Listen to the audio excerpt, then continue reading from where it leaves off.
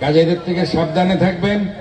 তারা কিন্তু চাইবে যুবলীগ ছাত্রলীগের যারা এখানে ঘোরাঘুরি করছে তাদেরকে দলে নিয়ে ভারী করতে, এটা হওয়া যাবে না। কারণ আপনারা কেউ চরিত্র হারাননি 16 বছরে। আপনারা চাইলে আওয়ামী লীগে যোগদান করতে পারতেন। আওয়ামী লীগের নিষ্পেষণ, নির্যাতন, জেল, জুলুমকে আপনারা বরণ করে নিয়েছেন, কিন্তু আওয়ামী লীগের সাথে আঘাত করেননি। আপনারা হচ্ছেন স্বেচ্ছাকর্মী, কিন্তু কিছু কারণে আজকে উদ্দেশ্য প্রণোদিতভাবে যেভাবে ত্যাগী কর্মীদের রাজনৈতিক উদ্দেশ্য প্রণোদিত হয়ে বহিষ্কার করা হচ্ছে, সেই বহিষ্কার বেশি দিন টিকবে না। দেশনায়ক তারেক রহমানকে বোঝানো হয়েছে, বলা হয়েছে বহিষ্কারটা এমন ভাবে করা হয়েছে, ওনাকে মিথ্যা কথা বলে বহিষ্কার করানো হয়েছে। তাই ওনাকে সত্যি কথা আমরা বলেছি।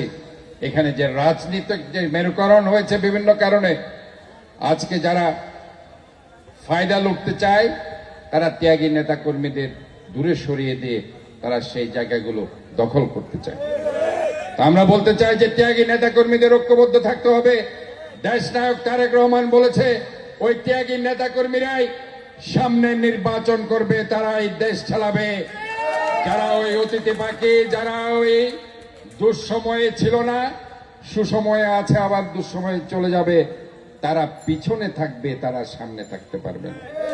তারা অবশ্যই, আমরা তাদেরকে বের করবো না, তারা পিছনে থাকতে পারবে, কিন্তু সামনে এসে তারা নেতৃত্ব নিতে চাই, নতুবা নেতৃত্ব নেওয়ার চিন্তা করবে, সেটা হওয়া যাবে না।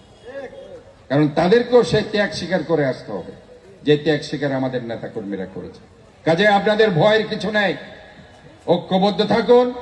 ইনশাআল্লাহ সুসময় আপনাদের জন্য অপেক্ষা করছে। যেহেতু 16-17 বছর আপনারা কষ্ট করেছেন, এই কষ্ট আর বেশি দিন থাকবে না।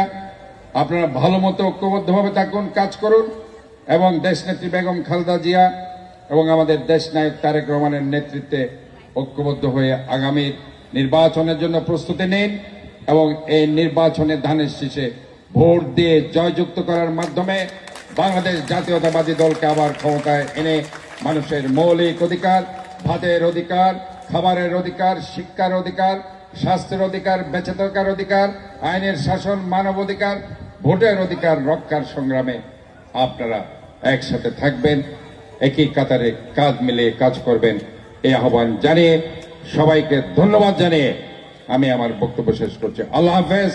বাংলাদেশ জাতীয়তাবাদী যুবদল জিন্দাবাদ। শহীদ জি অমর হোক। আপসহীন দেশনেত্রী বেগম খালেদা জি, এগিয়ে চলো। আমরা আছি তোমার সাথে। দেশ নায়ক তারেক রহমানের অপেক্ষায় বাংলাদেশের মানুষ অপেক্ষা করছে। ধন্যবাদ।